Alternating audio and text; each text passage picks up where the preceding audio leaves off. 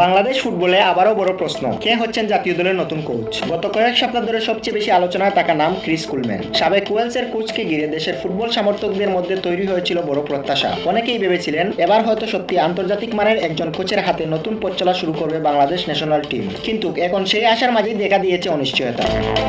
বিভিন্ন সূত্র অনুযায়ী বাংলাদেশ ফুটবল ফেডারেশন এবং ক্রিস কুলম্যানের মধ্যে এখনো চূড়ান্ত সমঝোতা হয়নি। মূল জোট তৈরি হয়েছে বেতন, চুক্তির শর্ত এবং কাজের পরিবেশ নিয়ে। জানা গেছে বাফুফের সাবেক কোচ জাভিয়ার কাবরেরার তুলনায় কিছুটা বেশি বেতন দিতে আগ্রহী। উল্লেখ্য, কাবরেরার মাসিক বেতন ছিল প্রায় $13,500। অন্যদিকে ক্রিস কুলম্যানের চাওয়া $26,000। আন্তর্জাতিক ফুটবল বাজার বিবেচনায় এটি খুব অস্বাভাবিক কোনো অঙ্ক নয়, বিশেষ করে একজন ইউরোপিয়ান অভিজ্ঞ কোচের জন্য। তবে বিষয়টা শুধু ঢাকার নয়। রিপোর্ট বলছে কুলম্যান বাংলাদেশ ফুটবলের বর্তমান অবস্থা, অবকাঠামো, দীর্ঘমেয়াদী পরিকল্পনা এবং পেশাদার সাপোর্ট সিস্টেম নিয়ে বিস্তারিত খোঁজখবর নিয়েছেন। কারণ একজন হাই প্রোফাইল কোচ শুধু মাঠের দায়িত্ব নেন না, তিনি পুরো ফুটবল কাঠামোর মধ্যেই পেশাদার পরিবেশ খুঁজেন। ফুটবল বিশ্লেষকদের মতে কুলম্যানের আগ্রহ অবশ্যই ইতিবাচক সংকেত, কারণ বাংলাদেশের বর্তমান বাস্তবতা জেনেও তিনি আলোচনায় রয়েছেন। কিন্তু তার শর্তগুলো পুরোপুরি পেশাদার মানদণ্ডের মধ্যেই পড়ে। এখন সবচেয়ে বড় প্রশ্ন, বাংলাদেশ কি সত্যি বড় মাপের একজন কোচকে আনার জন্য মানসিক, সাংগঠনিক এবং আর্থিকভাবে প্রস্তুত? কারণ শুধু বড় নাম এনে লাভ নেই যদি তাকে কাজ করার মতো পরিবেশ দেওয়া না যায়।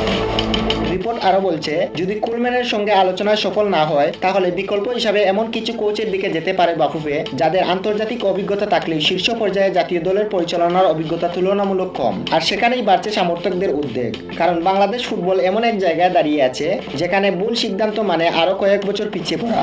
এখন দেখার বিষয়, বাফুফে কি সত্যি দীর্ঘমেয়াদী উন্নয়নের পথে হাঁটবে, নাকি আবারও স্বল্পমেয়াদী আর পরীক্ষামূলক সিদ্ধান্তে আটকে থাকবে দেশের ফুটবল।